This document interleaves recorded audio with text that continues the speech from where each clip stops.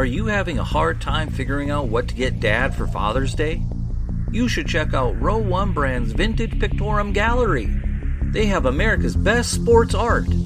With over 7,200 historic sports prints, you're assured to find something unique for Dad this Father's Day. Instead of a boring old tie, get him a historic baseball photo taken by Henry High Sandham at the historic Polo Grounds Stadium in New York City during the 1894 Temple Cup.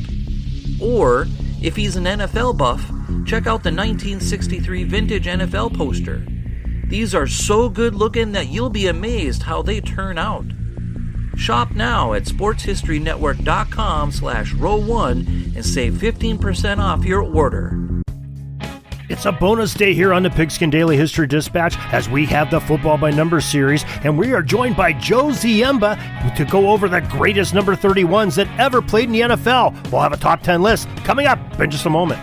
This is the Pigskin Daily History Dispatch, a podcast that covers the anniversaries of American football events throughout history on a day-to-day basis. This is your host, Darren Hayes, and we're podcasting from America's North Shore to bring you the memories of the gridiron, one day at a time. So with Mike and Gene Monroe, as well as Jason Neff supplying us with the tunes, let's go no huddle through today's football history headlines.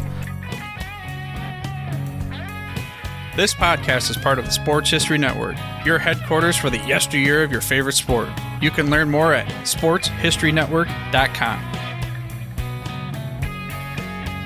Hello, my football friends. This is Darren Hayes of PigskinDispatch.com, and welcome once again to your Football by Numbers edition. The episode today, we are going to talk about the greatest number 31s that ever played in the NFL.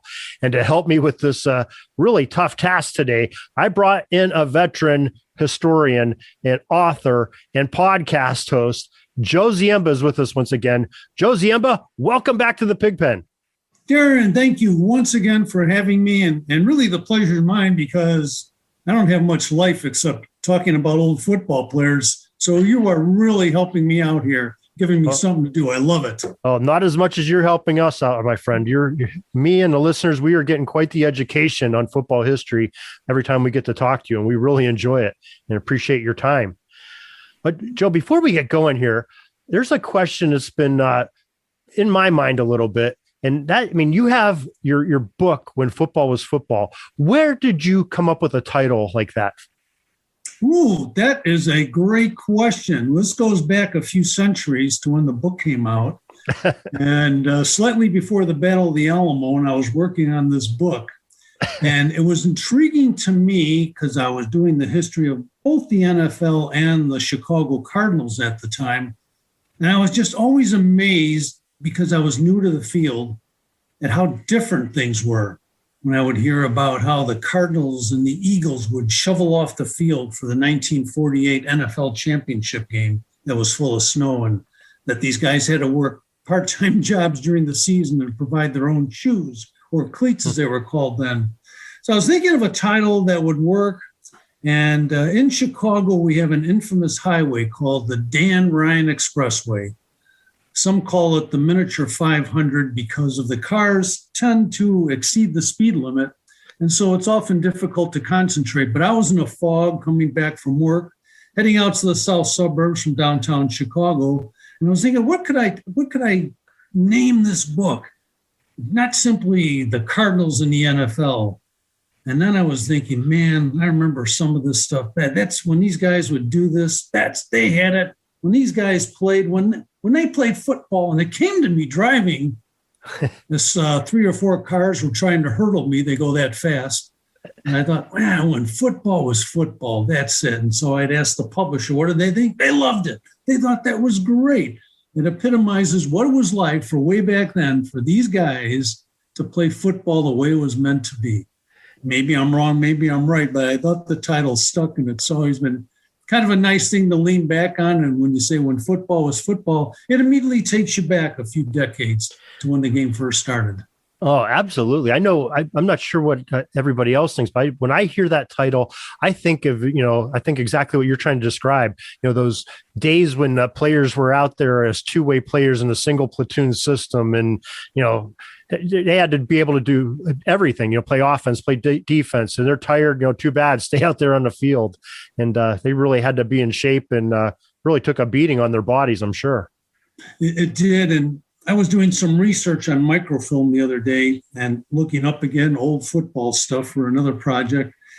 And there was a picture of a Chicago Bear with his leather helmet without a strap and a real flimsy shoulder pads. And he was holding one of these old metal water ladles where you dip it into a communal bucket and you drink out of the same big old metal spoon or whatever. And I thought, man, that would have been a perfect picture for the cover. Everybody would know exactly what you're talking about then. All right. Yeah. Gosh, those had to be some days to play in, I'll tell you, or even to be a fan of and watch.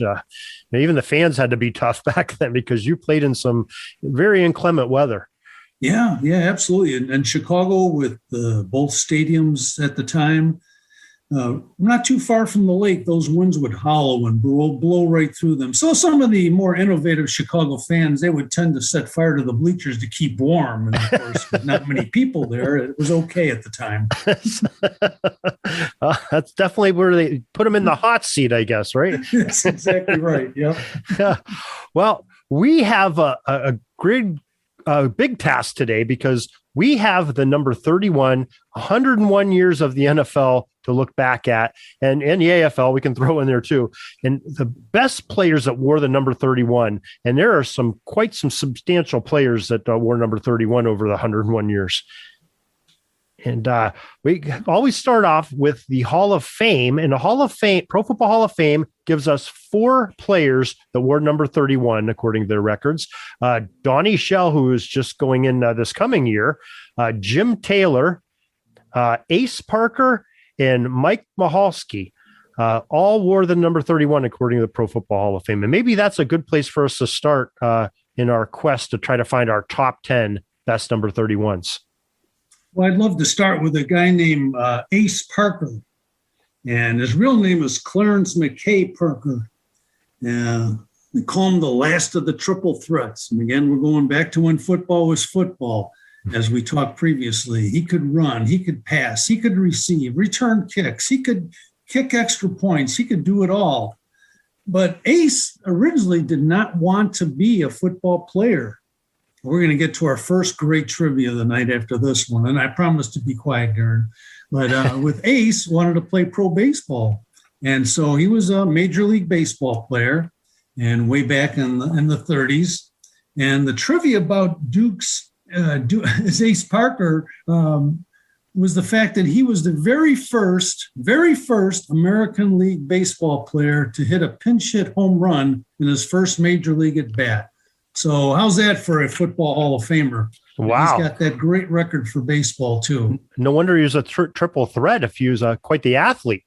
Oh, he was, yeah. And he was one of those guys, of course, who could play under all sorts of circumstances. I remember a quote about him from Giants owner Tim Mara, who said one time in 41 that you can kick Ace Parker in the head and you can break down both his ankles, but you can never hurt his heart.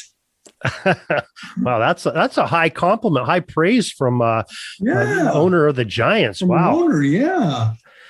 So he was, big. Like I said, as you know, a triple threat. Had a couple of extraordinary years on his way to the Hall of Fame. In different years, he led the league in passing yardage. He also, on defense, led the league in interceptions one year with 8 of them. He was MVP in 1940, and just an example of how extraordinary that Ace Parker was. In 1940, he had 817 passing yards, which is a lot. Back then, they didn't pass too much. Right. 306 rushing yards. He caught another 139 receiving yards. He did a lot of the kicking and also kicked 19 of 22 extra points, all in 1940. And so he was named the league's most valuable player back then. He was All-Pro 6 times. And, of course, one of the last, so I shouldn't say the last, but was still a bit uncommon then to play 2 major league sports at the time, or professional sports. So he played baseball in 37 and 38, and then enjoyed not a real long pro football career, but enough that he was named the Football Hall of Fame in 1972. Wow, that's quite an accomplished football player and baseball player to have all those. And that's quite a litany list of positions that he played in, assignments he had on a football field. Yeah, he was all over the place. Apparently, he was like George Halas, who also tried Major League Baseball 20 years earlier, and neither of them could hit the curveball. That's been a problem for even Major League Baseball players. Right. Well, I don't know about you, but I think Ace Parker, just by that description, you sold me. I think he ought to be on our list of top 10. I think we can mark that he'd be a right good now. one, I think. Yeah. And, yeah. Even though he only wore the number for 1 year, I show in 1945. I mean, just be that outstanding of an athlete and all his accomplishments, he deserves to be on that list. He would be. Yes, I agree. Yeah, of right, course, a couple other guys wore the jersey for their entire careers. I don't know if you've spotted that on your list, but maybe we could talk about a couple of those guys who wore it for 14 or 15 years. Absolutely. Wherever you would like to go. You want to talk about Donnie Shell, another Hall of Famer, which we mentioned. Let me start with Aaron Glenn. Aaron, I think, was a guy that looked like he wore the jersey for 15 years. And since we're talking about the number 31, he is one of many defensive backs we'll talk about today. Only 5'9" and 185, and went to Texas A&M and came out. Played for the Jets, played for Houston, played for Dallas, ended up with Jacksonville. But when he retired, he was on the, I think, 71st all time with 41 interceptions. Once returned an interception 100 yards, returned 6 of them for touchdowns. So he was a significant impact on defense. 3 times All-Pro, and 1 time was second in the league in kick return average. So again, Aaron Glenn, did I say Hall of Fame? He wasn't in the Hall of Fame. I apologize. But a guy who... Not yet, anyway. Long time career. And had one of his 100-yard interception one time. So pretty deadly force despite his size. Yeah, and he had 639 tackles, both combination and solo tackles was his total. Yeah. So he definitely would hit people after they caught the ball if they did catch it on him. Yeah, that's for sure. Yeah, a very trusted defender. And when you say 6 touchdowns returned from a defensive back, that's quite a lot for a career. Yeah, it is. It is. Now you're in the upper echelons with that type of performance. Yeah, so we might be talking about him in the Hall of Fame one day because he has some pretty good numbers. I think his numbers are there to get some consideration. Yeah, and he just his last year played was 2008, so he's not too far out of the league. So maybe they'll think about him soon. So, well, you mentioned another name that's real near and dear to my heart. Somebody I grew up watching, and Donnie Shell. Yeah.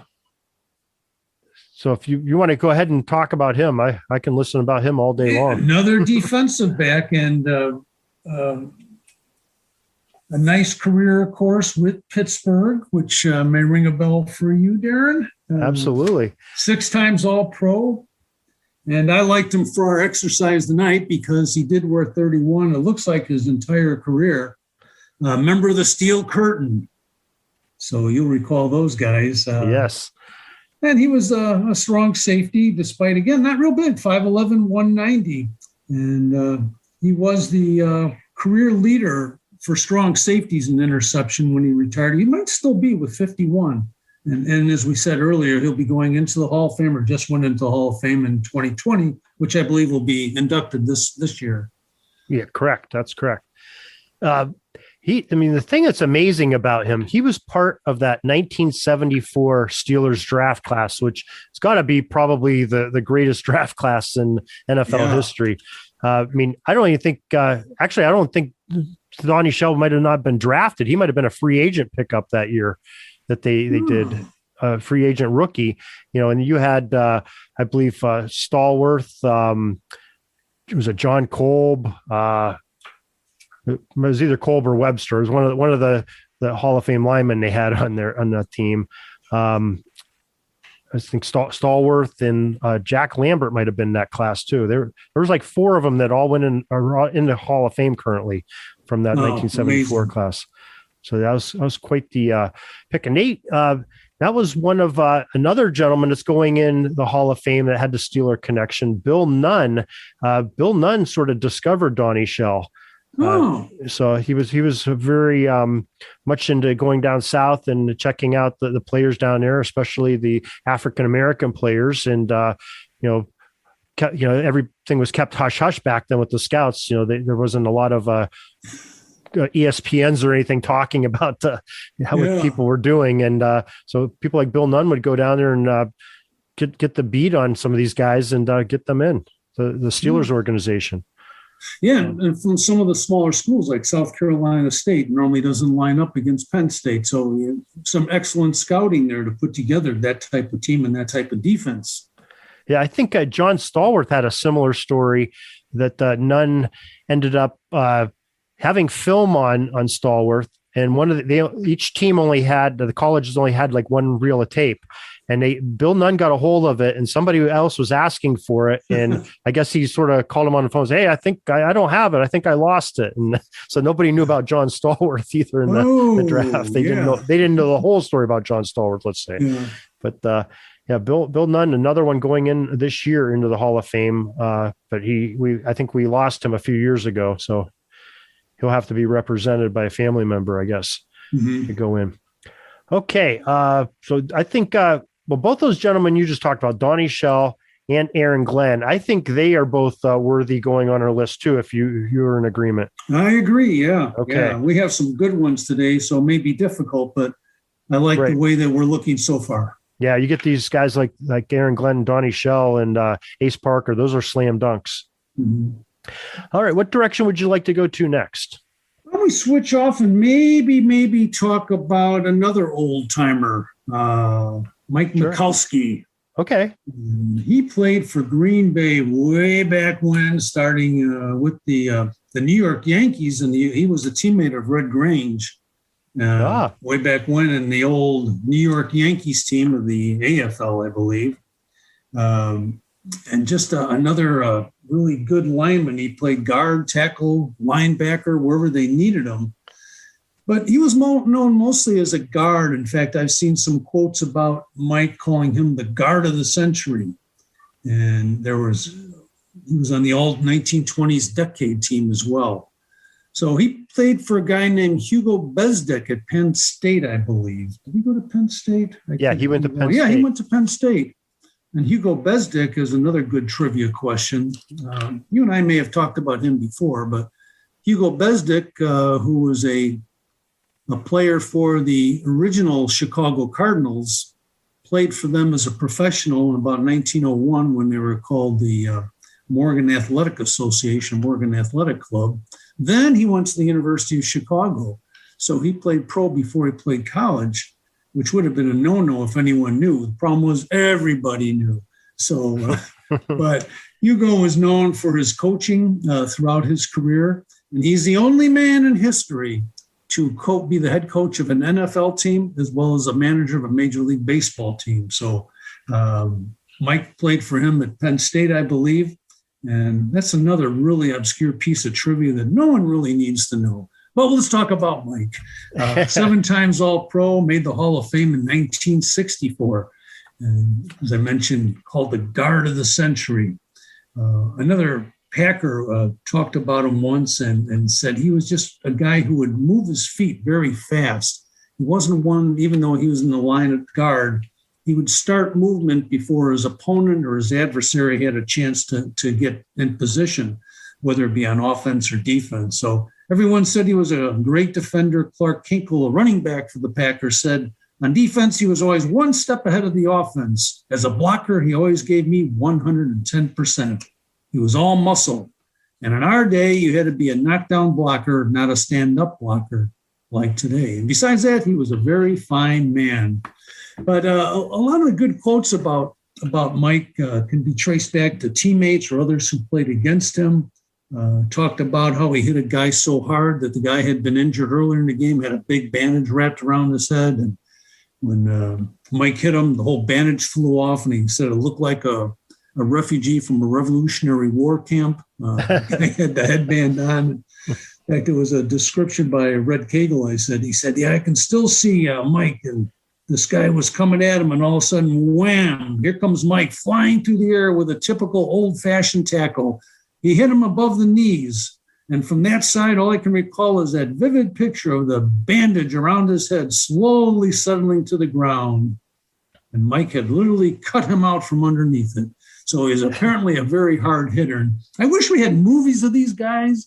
We can only read about the quotes that came about later in life. I'm sure they've been embellished, but I'm never one to question it when I read about the players from the 20s. I have them in such huge admiration for what they played under, their conditions, and having to work all day, then come to practice, then go away on the weekend for games, and for not very much money either. But Mike seems to be one of the greatest Packers, and I think he might be able to be on our list. He's, of course, in the Hall of Fame, and enjoyed, again, a long career in the trenches from 27 to 37, and another one of those folks that you kind of look up to and wish you could have seen him play. That would have been kind of good.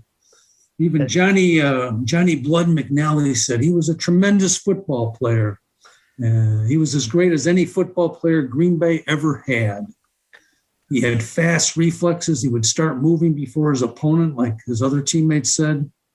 And he was just indispensable to the team. So Don Hudson, the great Hall of Fame man, said the people who really enjoyed his ability were other players. He was a football player's football player. And I can't say this strongly enough. So that's my pitch on Mike for our top 10 tonight. Well, I think you definitely convinced me. He has come up because he's wore quite a few numbers, and he's come up a lot recently. And there isn't a whole lot of statistics for a lineman and even defensive linemen for that era. And so it's hard for some of us when we were talking about it. So I'm glad you came on and you had so much history on him, because we really never knew to rank him or not. And he didn't wear any particular number for a long period of time. Yeah. I definitely agree he should be on that list.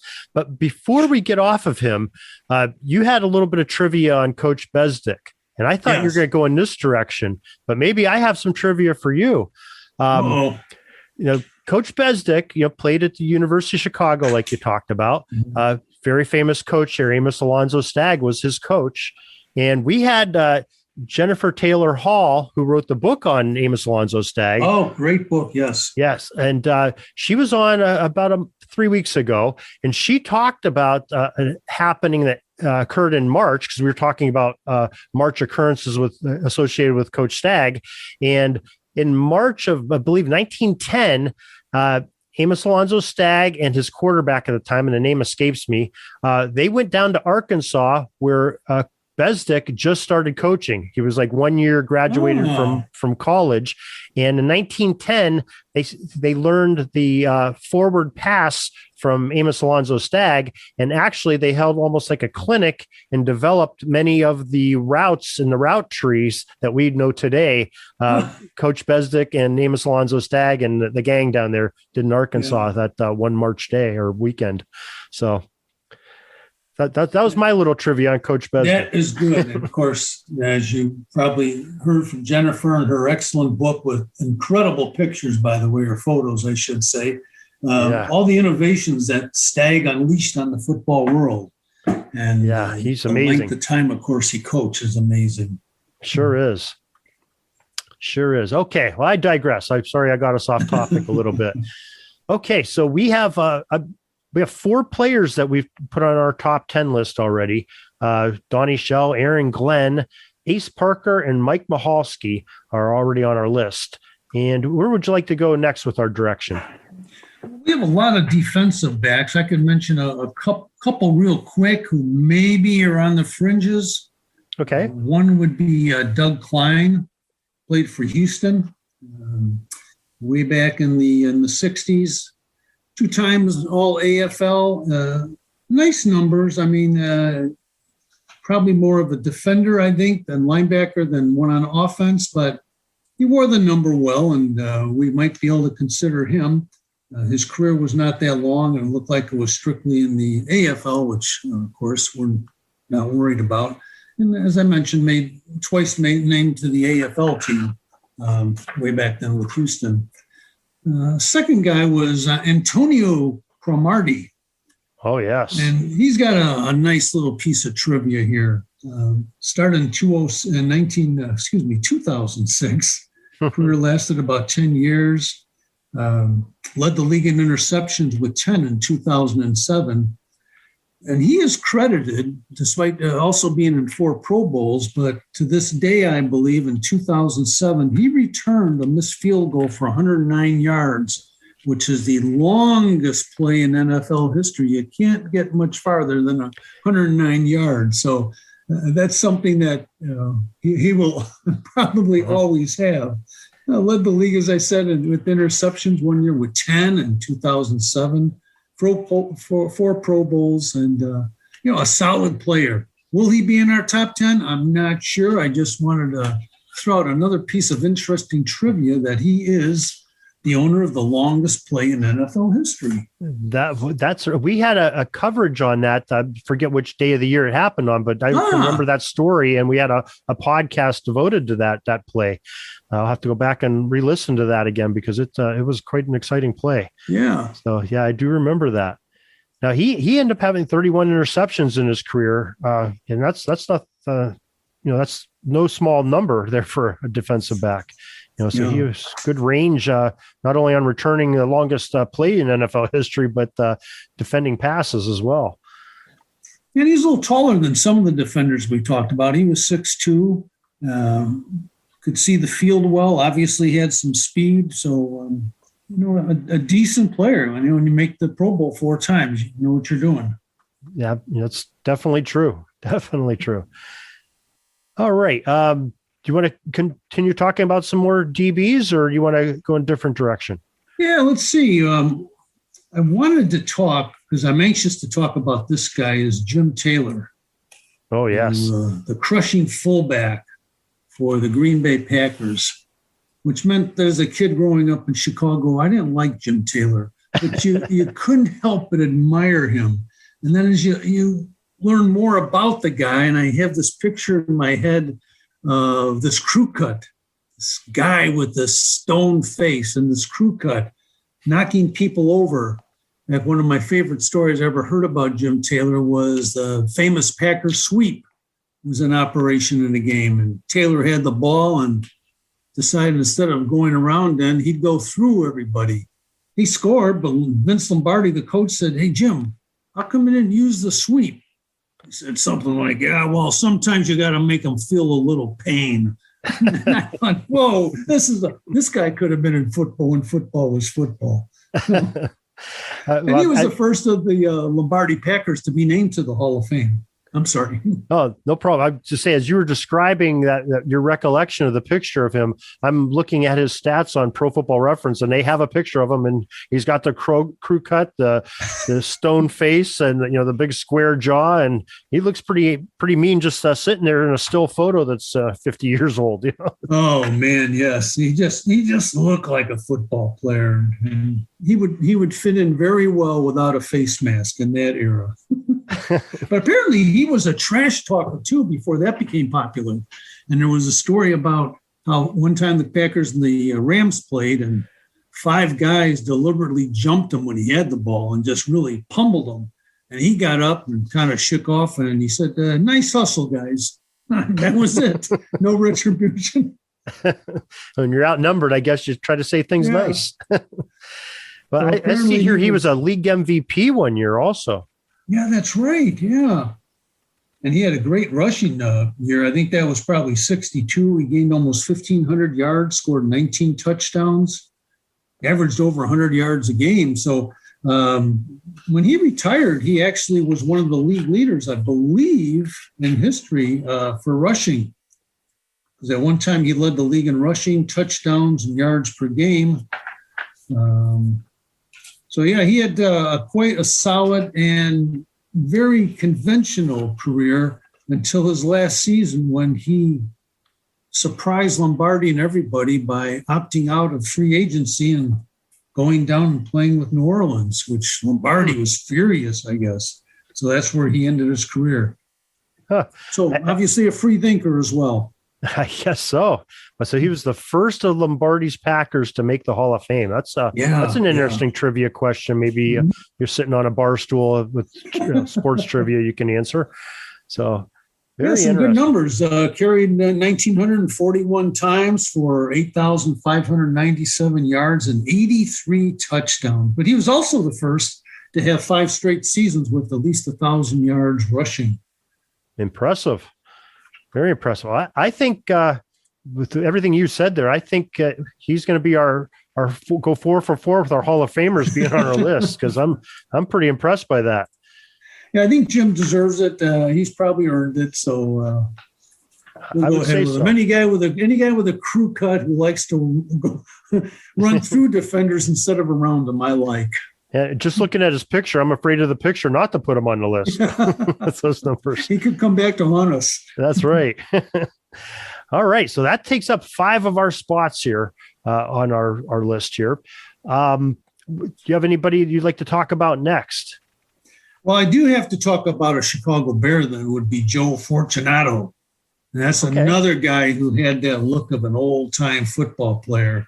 He was a linebacker. In fact, when he retired after the 66 season, he had the Bears team record for, I think, most fumbles recovered, which were 22 during his career. And that was bettered by a young man from Chicago's South Side called Dick Butkus. So Butkus broke that record. But Fortunato spent his entire 12 years with the Bears, 5 times All-Pro, named one of the 300 greatest players in the NFL history, which brings us to the question why he is not in the Pro Football Hall of Fame.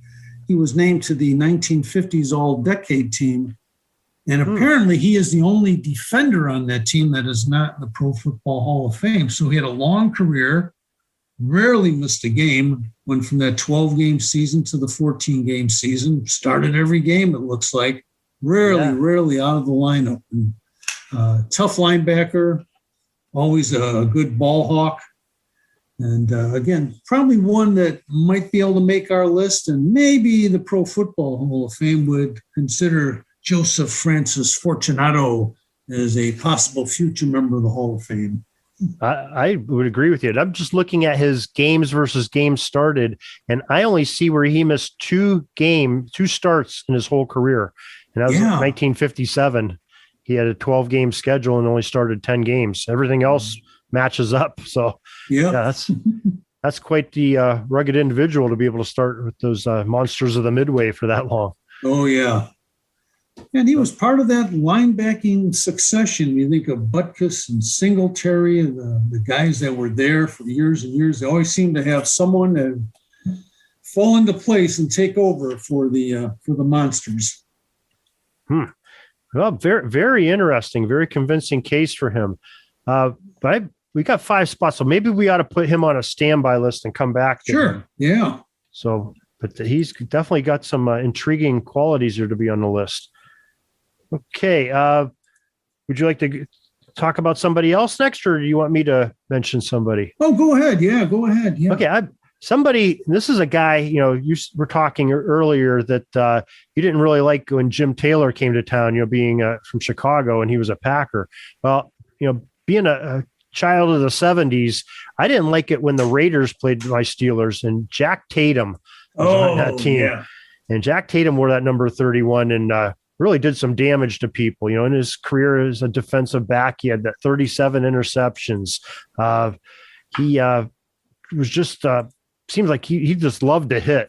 That man loved to hit anything that was running around. I wish I don't have his tackles. I was trying to look for it on our friends from Pro Football Journal, but I didn't get the statistic on that. Usually they have some good ones on there, but I can remember him being a part of many a tackle, much to the chagrin of the opponents of the Raiders. But he just had that whole Raiders persona, there's a bunch of them that had that.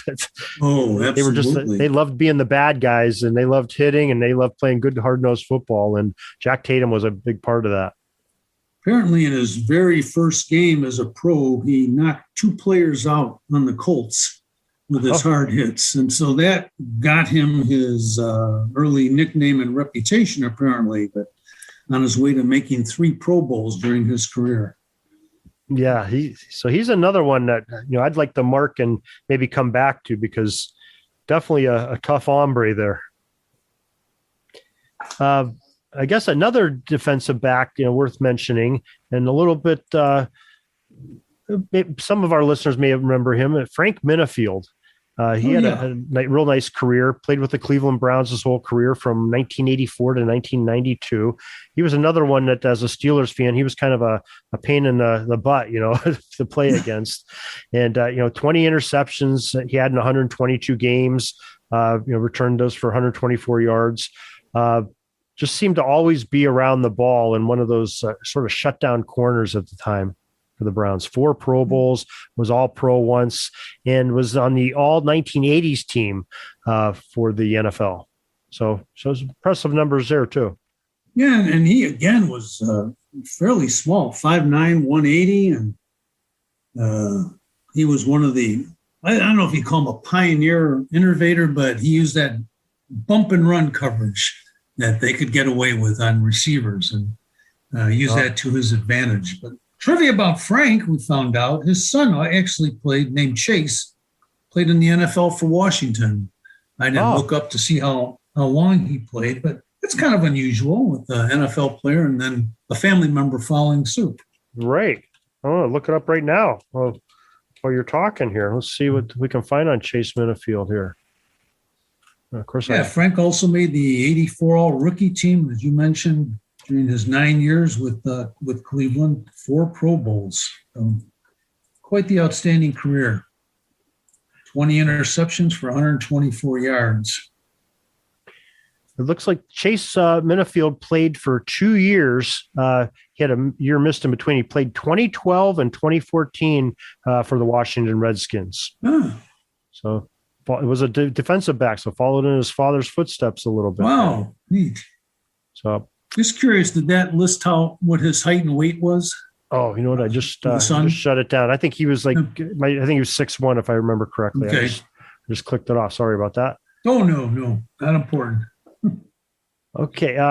So I think maybe I'm not sure if Minifield's going to make our list here because we got some good ones, but maybe I'll put a little mark by him. Maybe we can talk about him later also. Did you have somebody else you'd like to talk about?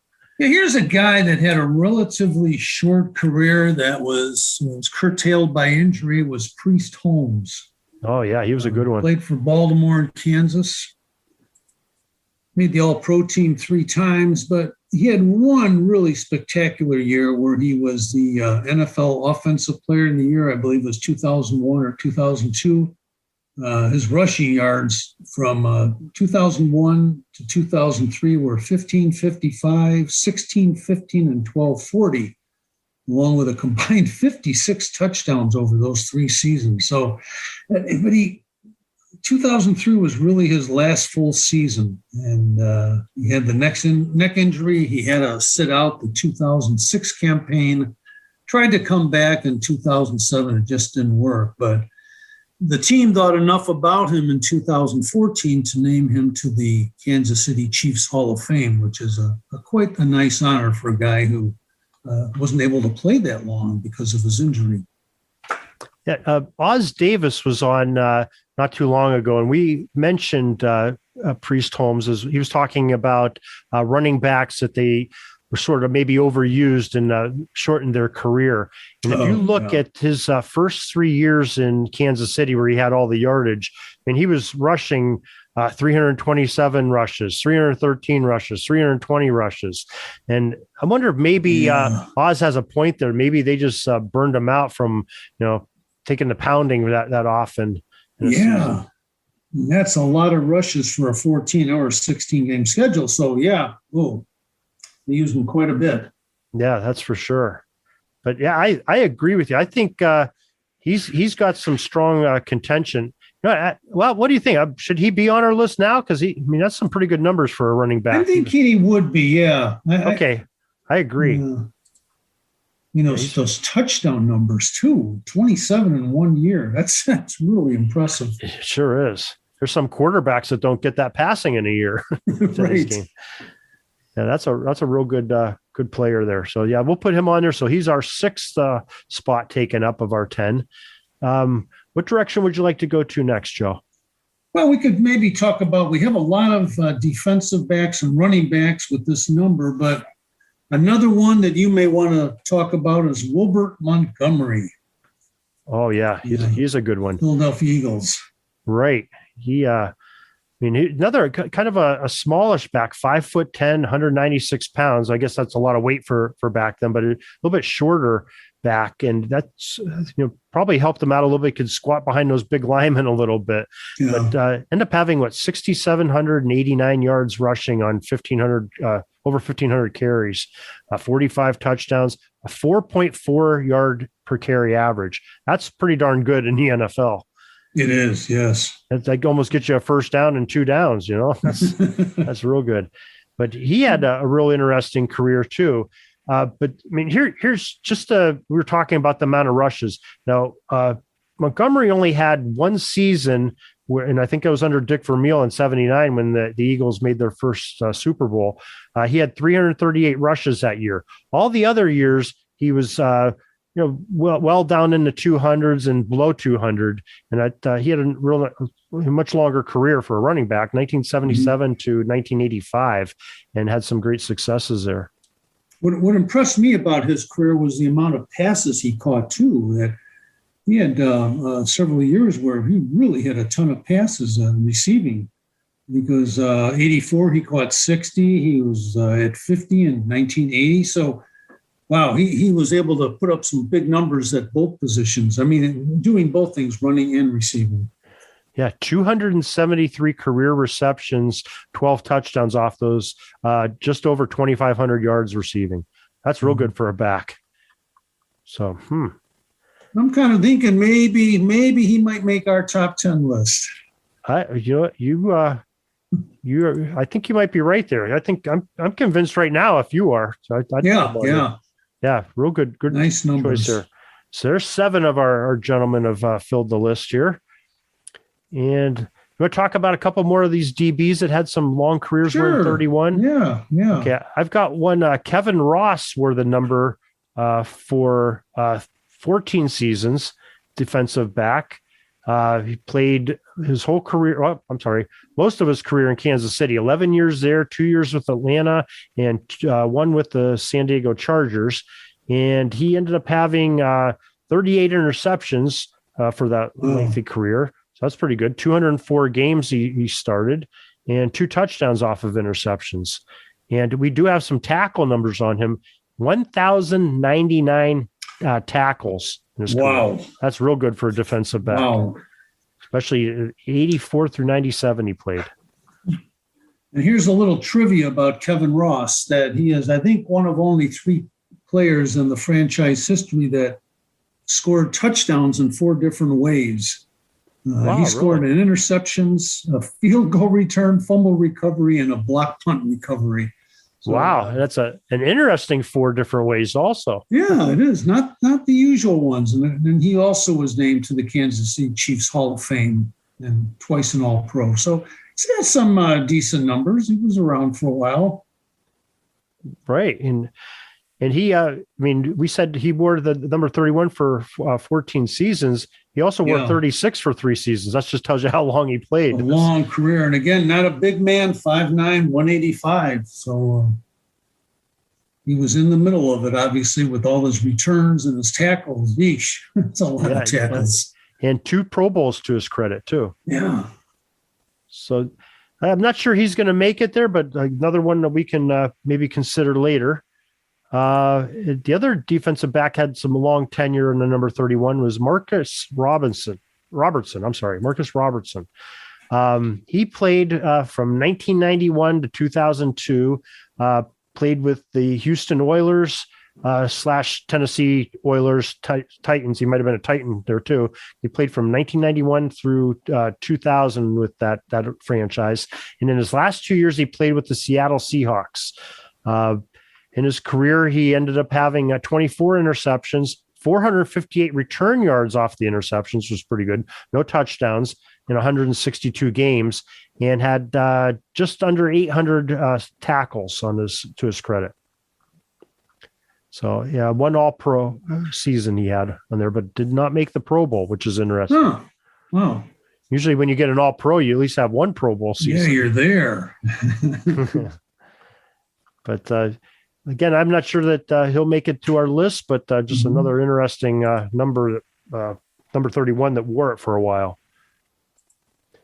Another interesting running back is Jamal Lewis is on this list, and he wore the number 31 for 10 seasons, and most famously played for Baltimore and spent his last 3 years with the Cleveland Browns. And he was another real tough, hard-nosed runner.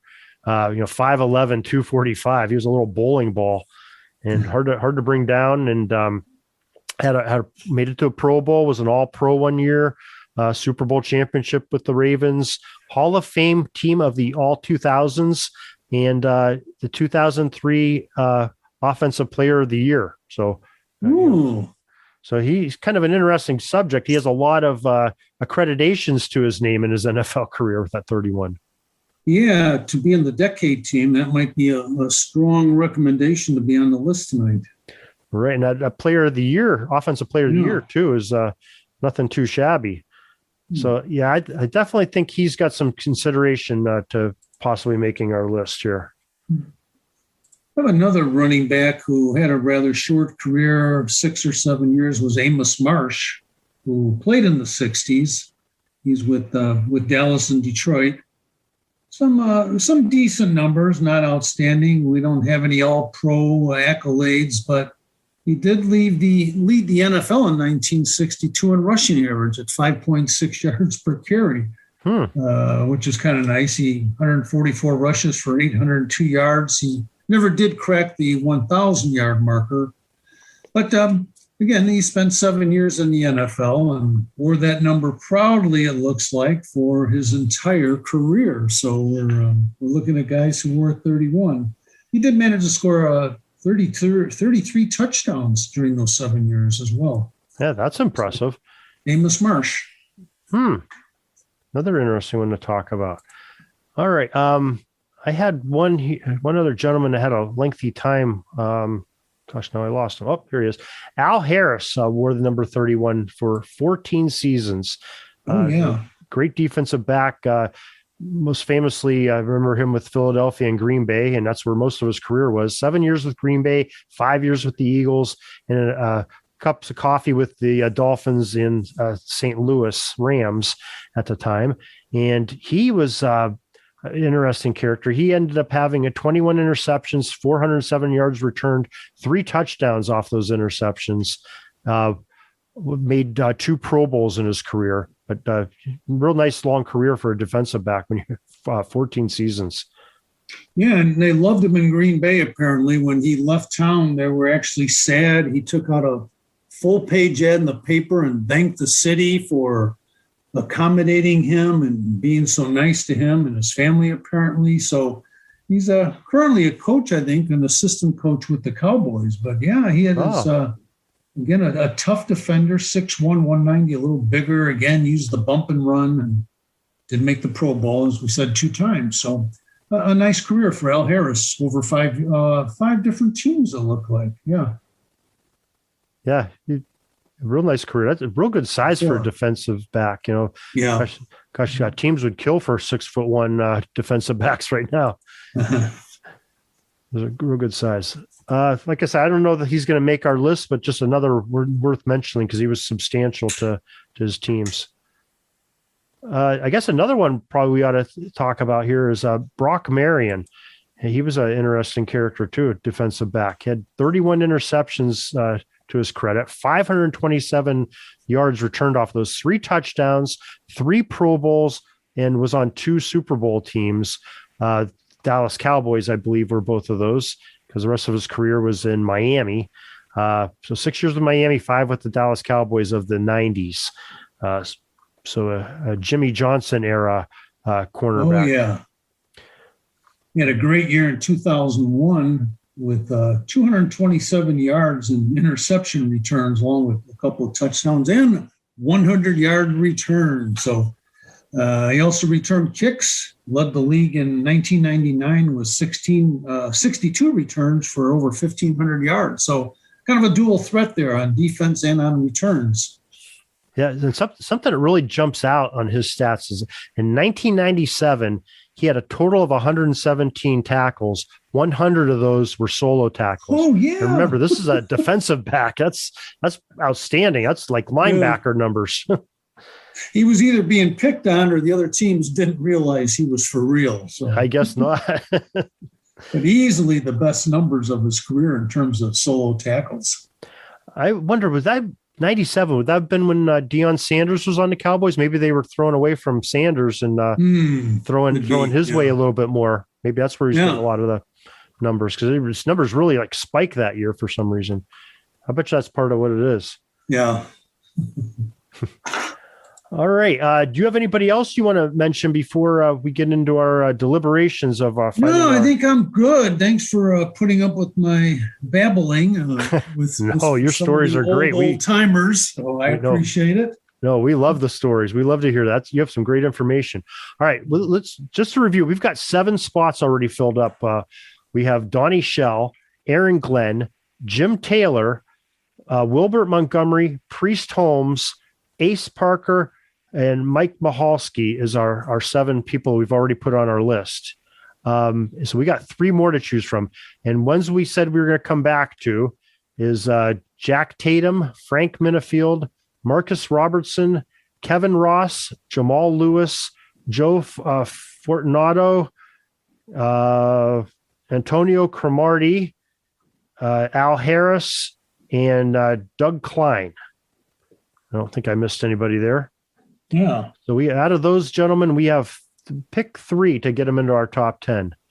Well, I kind of like Joe Fortunato for his being on the all 50s decade team. Didn't we have somebody on the 2000s? Yeah, Jamal Lewis. Yeah. So maybe those. I think those 2, maybe. Yeah, I think you're right. I think both those guys should get on there. So that takes us up to a total of 9. So we have 1 more spot from our folks that are left in there. And I'm a little torn here because you got a couple real good defensive backs. Jack Tatum with his 37 interceptions jumps out. And you got Kevin Ross with 38 interceptions. Those numbers really sort of stand out at you. But you also have Antonio Cromartie, like you said. He had 31 interceptions, but he also had, the longest play in NFL history. That's right. Yes. It's almost sad to have to leave somebody out with those 3. Well, we don't always have to. We can extend the list. Yeah. It's our list, so we can do what we want with it. So I guess we don't have to split hairs. If we want to make it our top 12, we can do that too. All right. Maybe we should do that. I think they all have appealing numbers that would make them worthy of being on a top 10 list for the folks who wore the jersey number 31. I agree. Okay. So it's our top 12. That's what we're going to say about it. And it's written in stone now. All right. There forever. That's right. Well, hey, that was a fun project here. I appreciate you spending the time to do that with us. And before I let you go, what do you have cooking on some of our future episodes of the When Football Was Football podcast? Oh, thank you. Yes, a couple of good ones. We have Ollie Madsen on now. But coming up next, we're going to look at 3 very unusual players from the history of the Chicago Bears. Those would be 3 players who didn't always toe the line with Coach Halas. And maybe they did something different, like stay out before a big game with the Chicago Cardinals. Maybe they decided to try professional wrestling or boxing. So these 3 unique individuals, we'll be talking about them. And then for the episode after that, which will be released the same week as the NFL draft this year, we're going to look at the very first NFL draft, and the very first NFL draftee, Jay Berwanger.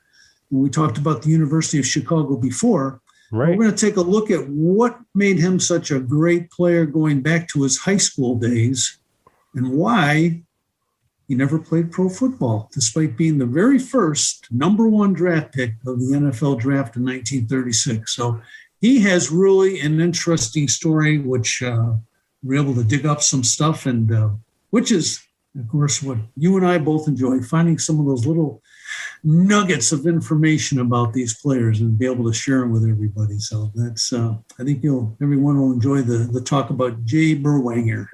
Yeah, that does sound very interesting, because we touched a little bit about that. Well, not about Berwanger himself, but we had Upton Bell on in February, and his father was very much sort of the biggest proponent of having the NFL draft, and so that should be very interesting. I can't wait to hear that one. Mm-hmm. Your Ollie Matson one, I just listened to that the other day. That was quite excellent. I know hopefully we didn't spoil too much. We had you on the day of the Ollie Matson trade back early March or late February. I forget when we had that, but hopefully we didn't spoil too much of the listeners from your talk on our show for your great episode on it. That was great. I enjoyed it. Thank you. It was great to talk with you about that. There was so much behind the scenes that I didn't know about. And then again, how it affected him later in life to where he finally said, I don't know if this was worth it for him, and different things going on. But again, not many people get traded for 9 different players. Yeah, that's almost unheard of, unless your name's like Herschel Walker or Ollie Matson, I think. That's right, yeah. Well, Joe, I appreciate your time and your great stories, your trivia. I know we got you coming up for a few more episodes here real shortly, probably the same week that this one airs. So we're looking forward to hearing from you again real soon, and some more great NFL history. Thank you so much, Darren, and always look forward to going back and talking about the players that made the game back when football was football. Oh, good segue. Whoa. Good segue. Whoa. Hey, before I let you go, do you want to call out your social media IDs so people know how to follow you on Twitter? Oh, sure. Yeah. Okay. You have them handy? I don't have your handy. I'm sorry. Yeah, I'm ready. You mean the Facebook thing? Your Facebook or your Twitter handle. Okay, good. Yeah, and if anyone would like to learn more about the early history of the Cardinals, specifically the Chicago Cardinals, we do have a Facebook page. To reach that, just look up Chicago Cardinals or go to facebook.com/Chicago Cards, which is one word, and another slash. And we're also on Twitter, where our handle is @CardsChicago. And we try and, again, dig up little nuggets about the past, and always happy to share them. Always looking for folks who like to discuss if they had a relative or family or just something they'd like to talk about the old Cardinals. So we appreciate everyone checking it out. And, of course, thank you for listening to us tonight. We appreciate it. Thank you. Yeah, and just to add some things, I mean, you got to check out Joe's and his groups up there, because some of the photographs of the players and ticket stubs and programs, they're just really take you back and to a whole different era. Very interesting. I enjoy seeing those and hearing what you have to say on your Twitter and Facebook pages. So make sure everybody checks those out. So, Joe, thanks again for joining us tonight, and we'll talk to you in just a few days here, a few more episodes. We'll talk to you about, I believe you're on some of the low 30s, and we appreciate you coming on again. Thanks, Joe. No, thank you, Darren. Take care. We'll see you soon. Okay. Peeking up at the clock, the time's running down. We're going to go into victory formation, take a knee, and let this baby run out. Thanks for joining us. We'll see you back tomorrow for the next podcast. We invite you to check out our website, pigskindispatch.com, not only to see the daily football history, but to experience positive football with our many articles on the good people of the game, as well as our own football comic strip, Cleat Marks Comics. Pigskindispatch.com is also on social media outlets, Facebook, Twitter, Instagram, and don't forget the Pigskin Dispatch YouTube channel to get all of your positive football news and history. A special thanks to the talents of Mike and Gene Monroe, as well as Jason Neff, for letting us use their music during our podcast. This podcast is part of the Sports History Network, your headquarters for the yesteryear of your favorite sport. You can learn more at sportshistorynetwork.com.